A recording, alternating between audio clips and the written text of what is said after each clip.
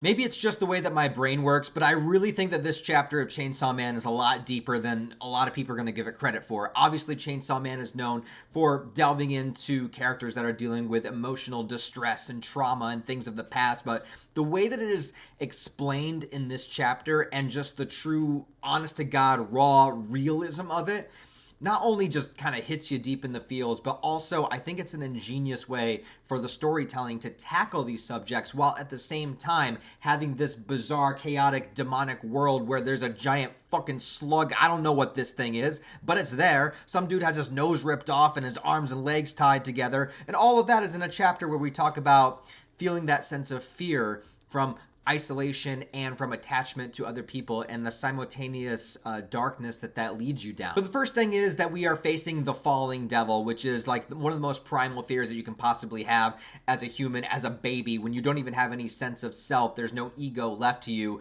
It is terrifying of the idea of falling out of your parents' arms, falling off of a cliff, falling out of your crib, whatever it is, if you were a kid, being terrified of that aspect.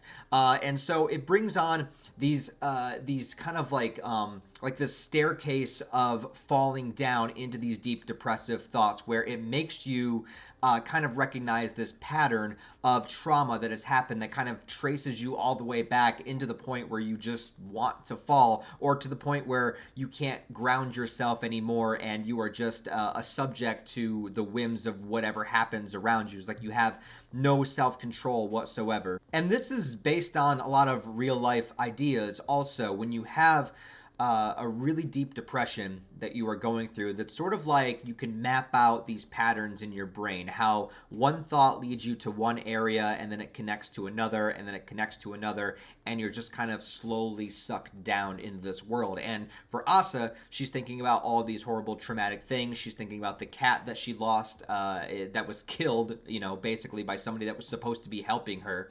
The last remnant of, when before her parents were killed and everything like that. And Yoru, the war devil of all things, since they have this combined body at the moment, is trying to get her not to fall into this. And so she's doing things like ripping her fingernail off, turning it into a knife, basically trying to make Asa focus on the pain. And the idea behind that is to ground yourself in the physical, to take yourself out of your thoughts. Now, there's a really dark, destructive way you could go about doing that I think is pretty obvious here.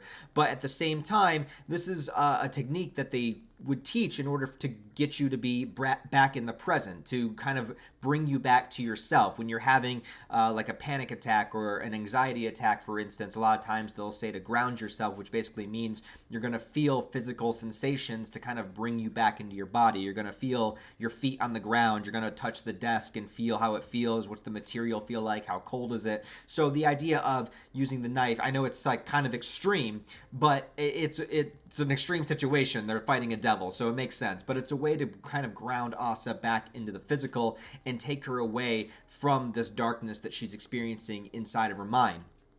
Now, that's a really creative and unique way to add that into the storytelling itself, but it goes even further, where Asa basically calls out probably a lot of people, myself included, about how she has this fear of both connecting to people and of isolation. And when you live within that state, it really does feel like it's you against the world. It feels like everybody is your enemy. It feels like you can't trust anybody.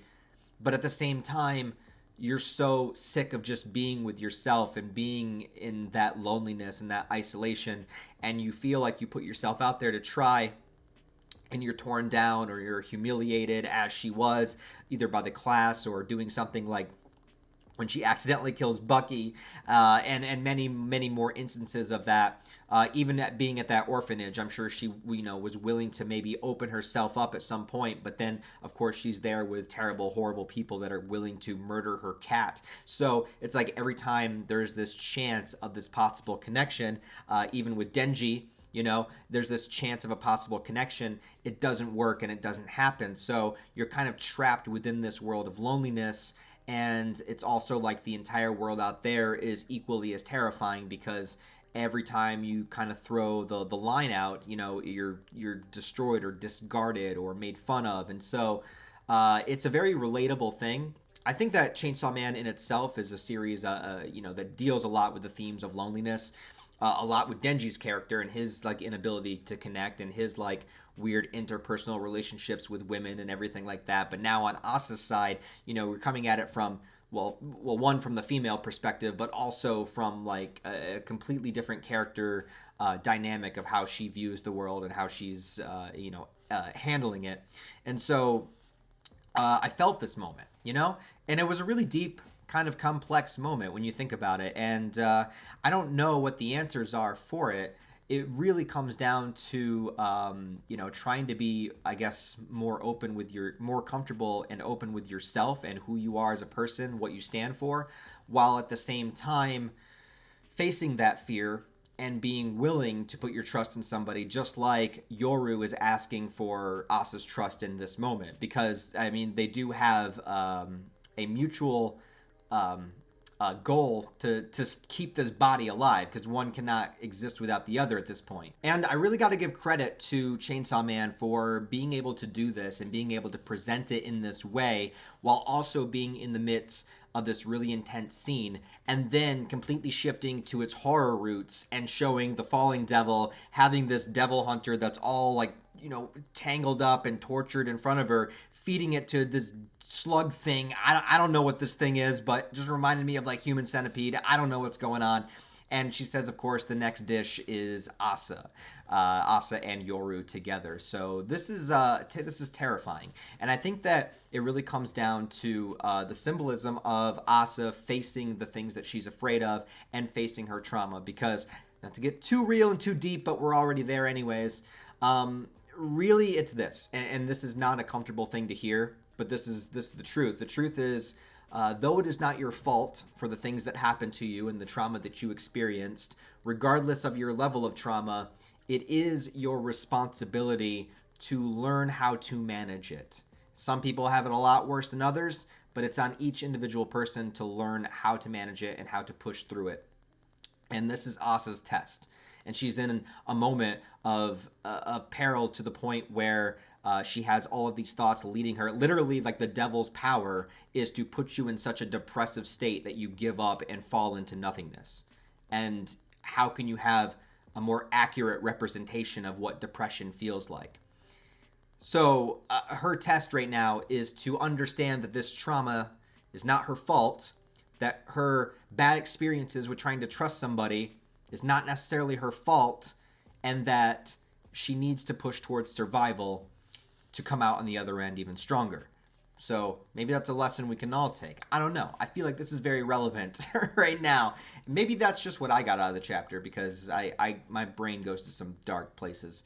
But to me, I think this chapter is really, really an interesting look at basically what depression feels like, and what loneliness and isolation feels like, and how do we escape that? What do we do with that information?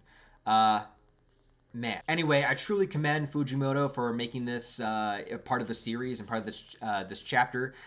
Again, it is a little bit unfortunate that these Chainsaw Man chapters tend to read very, very fast, and then we have to wait a couple of weeks until the next one. But it's a lot more consistent than most of the manga I read, so I really can't complain. Anyway, tell me what you guys thought of Chainsaw Man chapter 124. I thought this was... honestly, I thought this was brilliant. I thought this was a brilliant chapter. I love the way that they tackled it, and they still managed to weave in kind of the weird wackiness of Chainsaw Man with the fingernail knives and just like the weird giant slug creature and the horror aspects of it, like dealing with like psychological damage and trauma while also dealing with crazy horror and monsters. I mean, that's just where I want to be. So let me know what you guys think about the chapter. Leave all your thoughts, theories, comments down below. Thanks a lot for watching, guys. If you do enjoy the video, give it a thumbs up and a comment, because it does help out in the algorithm and I could use the push right now. Also, if you want to support the channel on a deeper level, I have a Patreon, channel memberships, merch store. All that's linked down below. Other than that, guys, I hope you have a wonderful rest of your day. I'll talk to you next time.